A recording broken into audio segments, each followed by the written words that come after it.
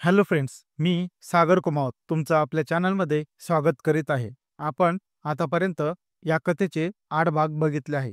मागच्या भागामध्ये बघितले की गौरवी अनिरुद्धच्या घरी आल्यानंतर तिची बॅग उघडते व त्यात आणलेले पुस्तकं ती बाहेर काढते आणि त्याला हे पुस्तकं ठेवायला जागा विचारते. तर त्याच्या रूममध्ये तिला स्टडी करायला टेबल, स्टडी लॅम्प, कपबर्ड हे सगळं असतं. हे बघून ती खूप खुश होते. चला तर पुढे वळूया आपल्या कथेकडे. भाग क्रमांक 9.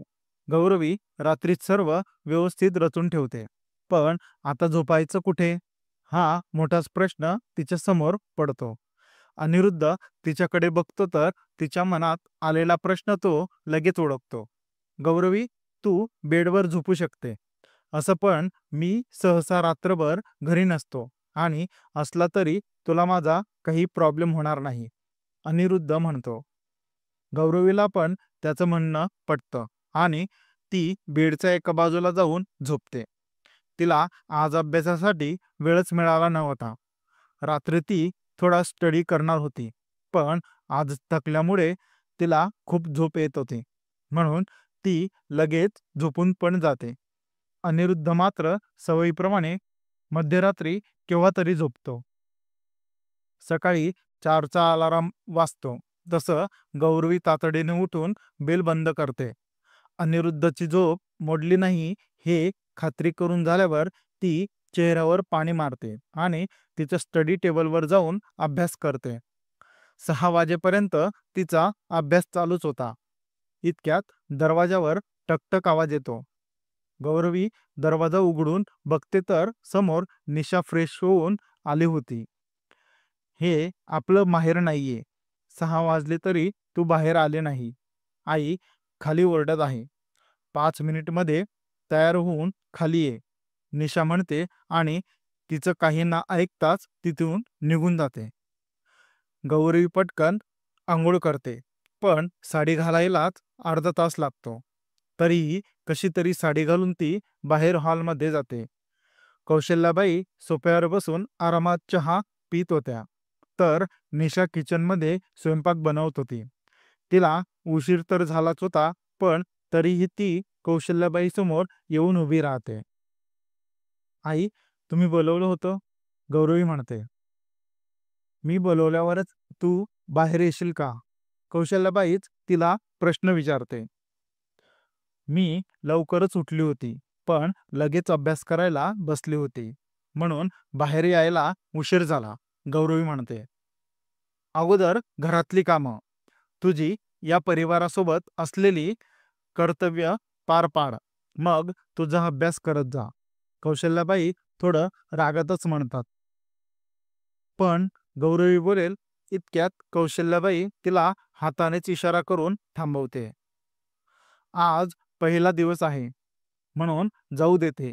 उद्यापासून 6 वाजेला बाहेर यायचं आणि निशासोबत किचनमध्ये काम शिकायचं.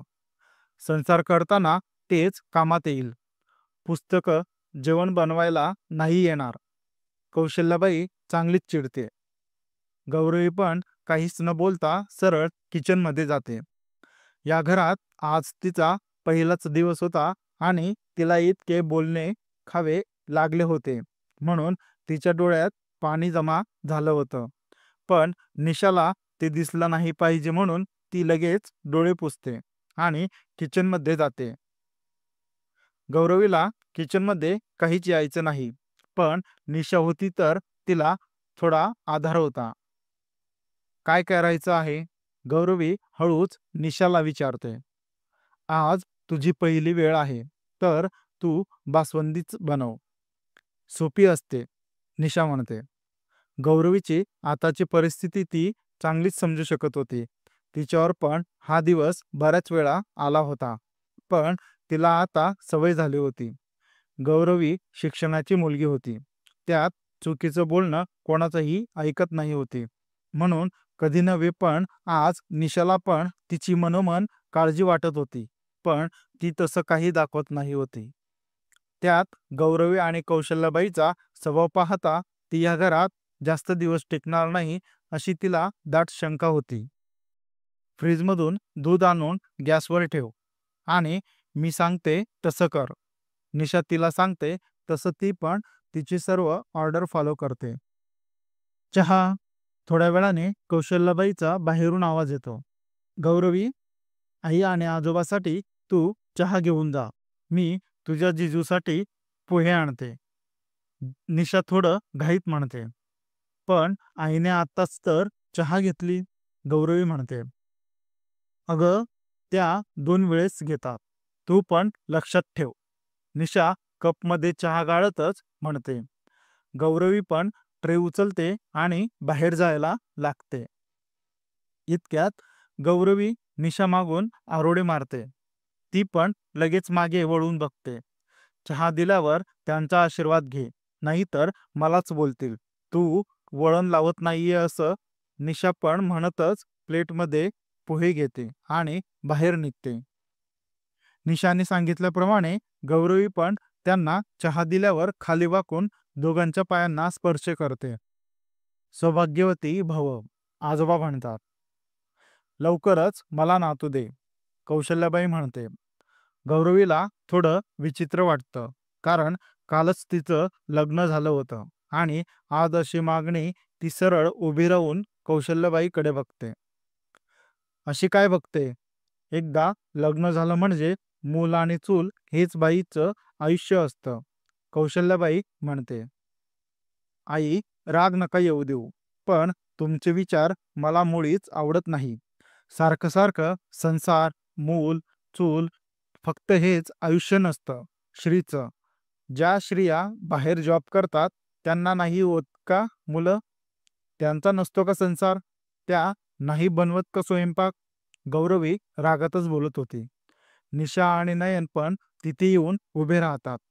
पुढे काय होईल सर्वांना चांगलंच कळत होतं. कौशल्याबाईला कोणीतरी पहिल्यांदाच असं बोललं होतं, म्हणून तिला गौरवीचा जबरदस्त राग आला होता. तिला हा तिचा अपमान वाटत होता आणि तो तिचा सहनशक्ती पलीकडचा होता. या घरात आज पहिला दिवस आहे आणि आजच तुझं इतकं तोंड चालतंय, कौशल्याबाई रागात म्हणते. जे खरं आहे ते मी बोलली. गौरवी अजून पण तिच्या डोळ्यात डोळे घालून बोलत होती. कौशल्याबाई काही बोलेल इतक्यात आजोबा मध्येच बोलतात. गौरवी, मोठ्यांसोबत आदराने बोलायला शिक. आणि सुनबाई, ती मुलगी नवीन आहे, तिला इथे रुळायला वेळ लागेल. थोडं समजून घ्या. आजोबा म्हणतात तसं कौशल्याबाई पण शांत होते आणि गौरवी काही न बोलता निशासोबत किचनमध्ये निघून जाते. पण जे झालं त्याबद्दल तिला किंचितही पश्चाताप नव्हता. ती अजूनही तिच्या मतावर ठाम होती. गौरवी, हे सासर आहे, त्यांना लगेच उत्तर नको देत जाऊ, नाहीतर तुझ्यामुळे मला बोलणे बसतील. निशा थोडं घाबरत म्हणते. निशा, मी खरं काय तेच बोलली. अन सासर असलं तरी आपलं मत मांडायचा अधिकार मला आहे. मी पण तेच केलं आणि आईचं पण हे सासरच आहे. मग त्या जितक्या हक्काने बोलतात, त्यांचे विचार मांडतात, तितक्या हक्काने आपण पण आपले विचार मांडू शकतो, गौरवी म्हणते आणि निशा डोक्याला हात लावते. कारण ती कोणाला समजवते तिला आता कळत होतं. ती गौरवी होती. तिचे विचार आधीपासून ती सर्वांसमोर मांडत होती. मग ते चुकीचे असेल तरी चालतील, पण तिला स्वतःचं मत होतं आणि ती नेहमीच ते दुसऱ्यांसमोर व्यक्त करायची. निशा आणि गौरवी मिळून दुपारच्या जेवणाची तयारी करत होत्या. गौरवीने आतापर्यंत किती वेळा घड्याळ बघितली हे फक्त तिलाच माहीत होतं. कधी हे कामं आवरून ती अभ्यास करायला बसते आणि कधी नाही, असं तिला झालं होतं.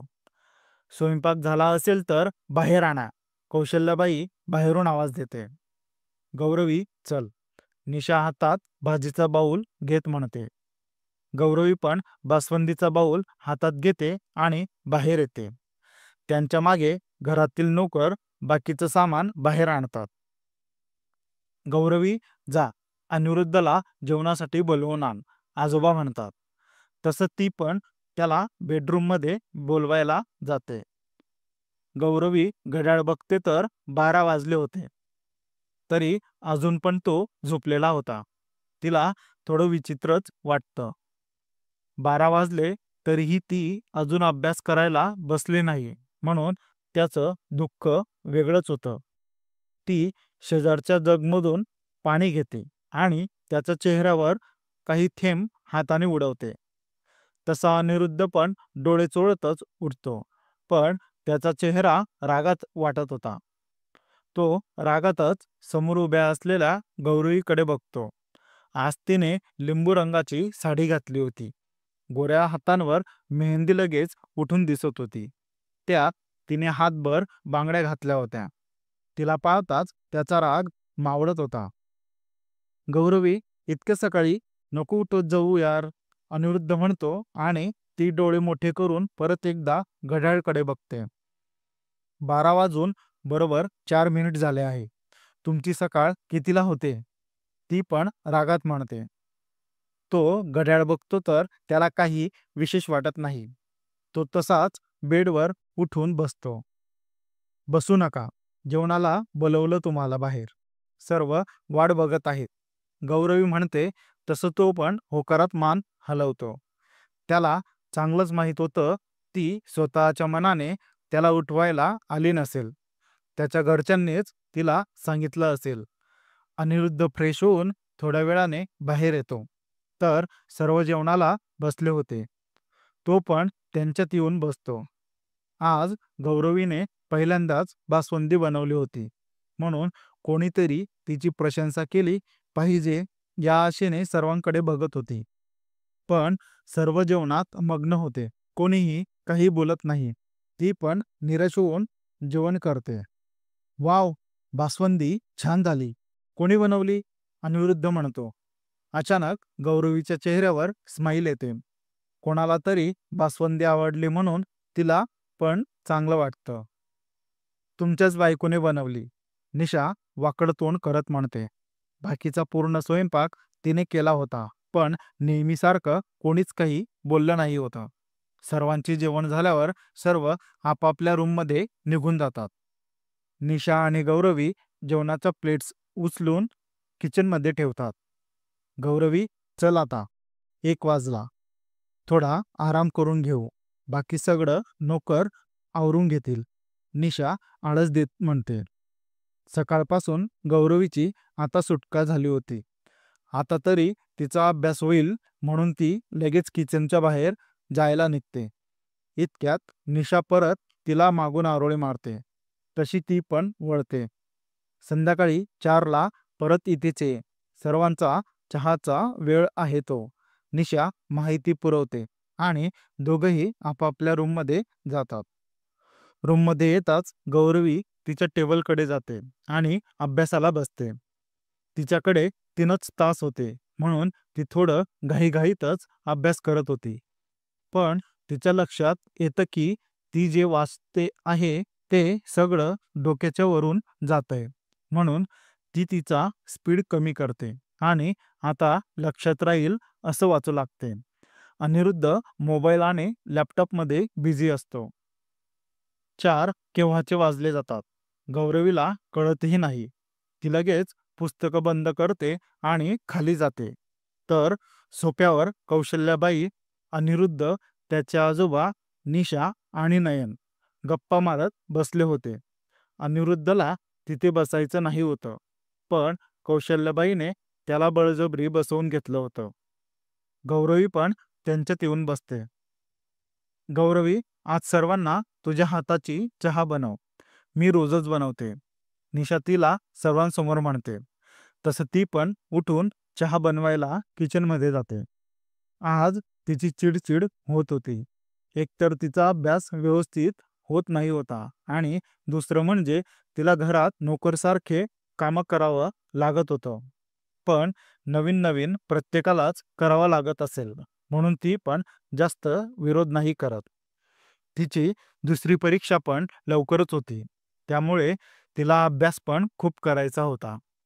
नंतर ती IPS झाल्यावर तिचं आयुष्याचं सार्थक होईल. तिच्या वडिलांना पण शांती मिळेल. हा विचार करतच ती चहा बनवून बाहेर आणते. सर्व तिच्याकडून चहा घेतात. ती पण त्यांच्यामध्ये चहा प्यायला बसते. निशा, उद्या घरात सत्यनारायण आहे, तर सकाळी लवकर उठा. आपले जवळचे नातेवाईक नवीन नवरीला बघायला येतील, तर सर्व वेळेवर पार पडलं पाहिजे. कौशल्याबाई निशाला समजवत होती. अनिरुद्ध, मला तुमच्या दोघांसोबत खूप महत्वाचं बोलायचं आहे. कौशल्याबाई थोडं सिरियस होत म्हणते. तसं सर्व तिच्याकडे लक्ष देऊन बघतात. काय महत्वाचं? अनिरुद्ध थोडं शंकेने विचारतो. कित्येक वर्ष झाले आपल्या घरात पाळणा हल्ला नाहीये. आम्हाला लवकरात लवकर नातू पाहिजे आहे. दीक्षितांचा वारसदार हवा आहे. उद्या सत्यनारायण झाला की तुम्ही पण तुमच्या संसाराला सुरुवात करा. कौशल्याबाई तिची ऑर्डर सोडल्यासारखी बोलते. आई, हा आमचा दोघांचा प्रश्न आहे. आम्ही आमचं ठरवू. तुम्ही इतकी घाई का करत आहात?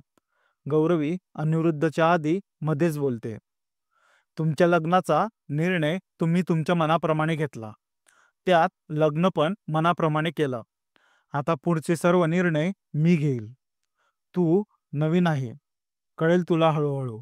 कौशल्याबाई ठसक्यात म्हणते. आई, पण इतकी घाई का? अनिरुद्ध विचारतो. तुझ्याकडून या प्रश्नाची अपेक्षाच नाहीये. तुला चांगलं माहीत आहे. नयन आणि निशाने पण अजून नको अजून नको म्हणून किती वर्ष बाळाचा विचार नाही केला, आणि आता प्रयत्न करत आहे तर होत नाहीये. त्यांचे सगळे प्रयत्न करून झाले, पण प्रत्येक वेळेस निराशाच हाती येते. ही चूक तुम्ही दोघं करू नका. तुझे आजोबा जिवंत आहे तोपर्यंत त्यांना त्यांच्या पंतूचं तोंड बघू द्या. कौशल्याबाई म्हणते आणि गौरवी निशाकडे बघते. निशाच्या डोळ्यात पाणी होतं. आज परत एकदा कौशल्याबाईने तिला बाळ होत नसल्याची आठवण करून दिली होती. पण आतापर्यंत गौरवीला याबद्दल काहीच माहीत नाही होतं, म्हणून ती शॉक झाली होती. तर इकडे अनिरुद्ध विचारात पडला होता. बऱ्याच दिवसापासून त्याच्या डोक्यात विचार चालू होता की त्याची आई त्याच्या लग्नाची इतकी घाई का करते, आणि विशेष म्हणजे अडाणी सून बघते. ती याच्यासाठीच की जी लगेच मुलाबाळांचा विचार करेल, आणि त्याने जसं म्हटलं तसं ते लग्नाला होच म्हणत होते. आता त्याचे सर्व लक्षात येत होतं. त्यांनी गौरवीसोबत लग्नाला पण होच म्हटलं होतं. अनिरुद्ध आणि गौरवी जबरदस्त विचारात पडले होते. चला तर मित्रांनो, भेटूया पुढच्या भागामध्ये. कथा कशी वाटत आहे हे नक्की कमेंट करून सांगा, आणि चॅनलला सबस्क्राईब करा. धन्यवाद.